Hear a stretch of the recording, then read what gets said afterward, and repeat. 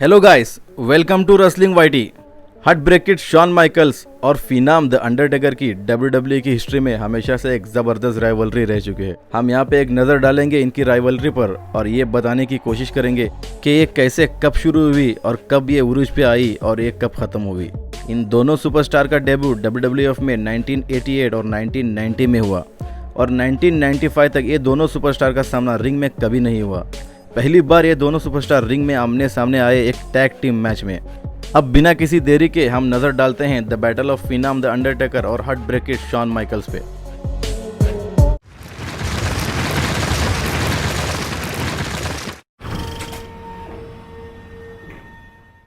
ये बात उन दिनों की है जब न्यू जनरेशन एरा अपने आखिरी पड़ाव पे था और एटीट्यूड एरा की शुरुआत होने जा रही थी। उन दिनों कंपनी के सबसे बड़े rivals Bret the Hitman Hart और HBK शॉन माइकल्स थे। इस time Bret the Hitman Hart ऐसे WWF चैंपियन अपना टाइटल डिफेंड करते हैं द अंडरटेकर के खिलाफ, जहां पर Shawn Michaels special guest referee होते हैं। इस मैच में as a rival Shawn Michaels Bret the Hitman Hart को चेयर से अटैक करने की कोशिश करते हैं और अनफॉर्चुनेटली वो चेयर द अंडरटेकर को लग जाती है और इस तरह HBK शॉन माइकल्स की इस गैर जिम्मेदाराना हरकत से अंडरटेकर को उस समय के हिसाब से उनके करियर की सबसे बड़ी मैच कॉस्ट करती है। वो क्योंकि द अंडरटेकर हर जनरेशन के सबसे बड़े स्टार को उनके प्राइम में हरा चुके हैं सिवाय ब्रेट द हिटमैन हार्ट के, और यहाँ से शुरू होती है द अंडरटेकर और शॉन माइकल्स की legendary rivalry. HBK Shawn Michaels अगली रॉ में ये बताने की कोशिश करते हैं कि ये चेयर शॉट एक एक्सीडेंटल था। उनका इंटेंशन द अंडरटेकर पर चेयर शॉट मारने का बिल्कुल नहीं था, पर तब तक बात आगे निकल चुकी थी और ये सेगमेंट लीड करता है in your house ground zero the Undertaker और शॉन माइकल के बीच मैच सेट होती है। ये मैच टोटल मैच थी जहां शॉन माइकल्स पहले भागने की कोशिश करते हैं, फिर द अंडरटेकर उन्हें चेस करने की कोशिश करते हैं, फिर रिक रूड, ट्रिपल एच और चाइना शॉन माइकल्स की हेल्प करते हैं और इस मैच को रूल आउट किया जाता है। In your house bad blood WWE के इतिहास का एक यादगार पेपरव्यू माना जाता है, क्योंकि इस पेपरव्यू से hello in a cell matches का हुआ था आगाज, जो कि आगे चलकर WWE में कई greatest matches hello in a cell stipulation में आई और इस स्टिपुलेशन के सबसे पहले कंपटीटर बने HBK शॉन माइकल्स और द अंडरटेकर। दूसरा ये कि इसी मैच में द बिग ग्रेट मशीन केन का डेब्यू हुआ था, जो कि आज भी one of the most destructive और ग्रेटेस्ट डेब्यू माना जाता है, और केन के इंटरप्शन के चलते ये मैच अंडरटेकर को कॉस्ट करती है और इसी के साथ HBK शॉन माइकल्स बनते हैं hello in a cell matches के सबसे पहले विजेता, और इस मैच को डेव मेल्जर ने 5 स्टार की रेटिंग भी दी।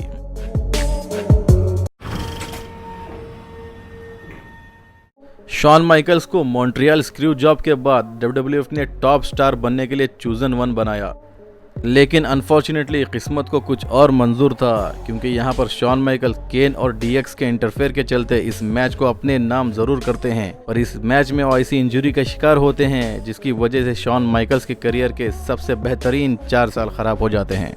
उसके बाद वो 2 महीने और WWF के साथ रहते हैं और रेसलमेनिया में स्टीव ऑस्टिन के खिलाफ अपनी WWF चैंपियनशिप को ड्रॉप करके चले जाते हैं।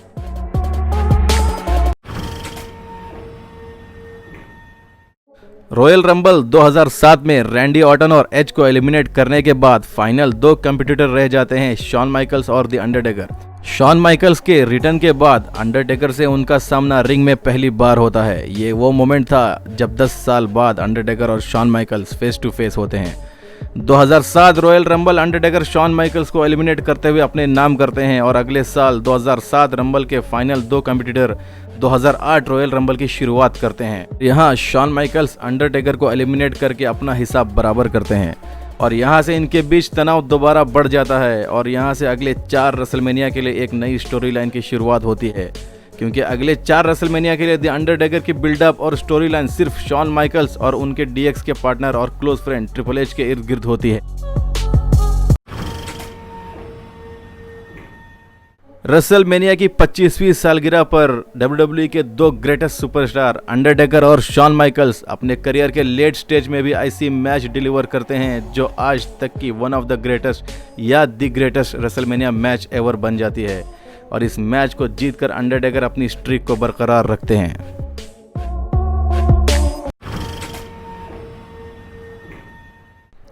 शॉन माइकल्स अंडरटेकर के साथ एक और रेसलमेनिया मैच खेलना चाहते थे, पर उस टाइम के defending world heavyweight champion the Undertaker Michael के साथ मैच खेलने से इनकार करते हैं। फिर माइकल्स आखिरी कोशिश करते हैं 2010 रॉयल रंबल को जीतने की और उस टाइम के चैंपियन अंडरटेकर को फेस करने की, पर अनफॉर्चुनेटली वो रंबल जीत नहीं पाते। माइकल्स यहाँ रुकते नहीं हैं, वो हद तो तब पार करते हैं जब एलिमिनेशन चैम्बर 2010 में आउट ऑफ नोवेयर अपीयर करके अंडरटेकर को अपनी घातक सुपर किक लगाते हैं और इस तरह क्रिस जेरिको को वर्ल्ड हैवीवेट टाइटल गिफ्ट करते हैं, क्योंकि किसी भी हालत में क्रिस जेरिको बिना माइकल्स की हेल्प के अंडरटेकर के अगेंस्ट जीत नहीं पाते।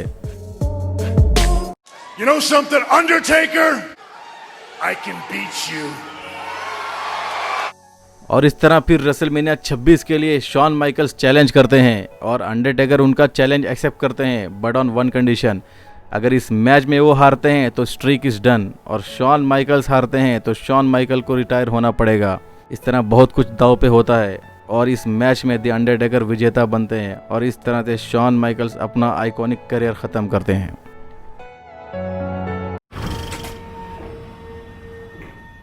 शॉन माइकल्स के फोर्स रिटायरमेंट के बाद उनके सबसे करीबी दोस्त ट्रिपल एच वो करने की कोशिश करते हैं जो माइकल्स नहीं कर पाए। रेसलमेनिया 27 के लिए ट्रिपल एच और अंडरटेकर की बिल्डअप को बनाने में शॉन माइकल्स के प्रोमोस का बहुत बड़ा किरदार रहा है।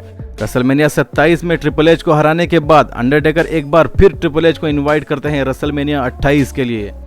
इस बार Hell in a Cell match में Shawn Michael special guest referee होते हैं और इस मैच को जीतने के लिए ट्रिपल एच जी जान लगाते हैं, पर जीत नहीं पाते और ना ही स्ट्रीक को खत्म कर पाते हैं। और यहाँ पर शॉन माइकल और द अंडरटेकर की शानदार राइवलरी का द एंड हो जाता है और ये एक परफेक्ट स्टोरी की खूबसूरत एंडिंग है। 4 साल, 4 रेसलमेनिया, 3 मेगा स्टार और end of an era. End of an era इसलिए कहा गया था, एटीट्यूड एरा के 3 आखिरी स्टार अब एक दूसरे के खिलाफ कभी नहीं भिड़ेंगे। और ये स्टोरी लाइन इतनी खूबसूरत थी कि रेसलिंग के दर्शक इसे हमेशा याद रखेंगे। एंड ऑफ एन एरा का आखिरी मोमेंट इतना इमोशनल था। 3 gentleman arm in arm, a moment in wrestling that will always be remembered forever.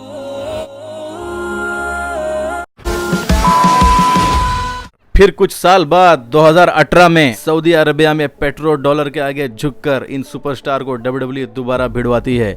ये एक टोटल मैच था, इसकी कोई ज़रूरत नहीं थी। माइकल्स के परफेक्ट रिटायरमेंट के बाद WWE को कोई ज़रूरत नहीं थी शॉन माइकल्स को दोबारा इन रिंग एक्शन में लाने की, क्योंकि WWE को अपनी बनाई हुई अच्छी चीज़ों को रूइन करने की और रिपीट करने की आदत सी पड़ गई है। पर इतिहास गवाह है कि मैजिक सिर्फ एक बार क्रिएट हो सकता है, बार बार नहीं। वैसे वीडियो अच्छी लगे तो लाइक और शेयर कीजिए और ऐसी ही इन्फॉर्मेटिव वीडियो को देखने के लिए चैनल को सब्सक्राइब कीजिए। 17, she's no 30. Yeah, she's fine. Wondering will she be mine? Walk past, I pray.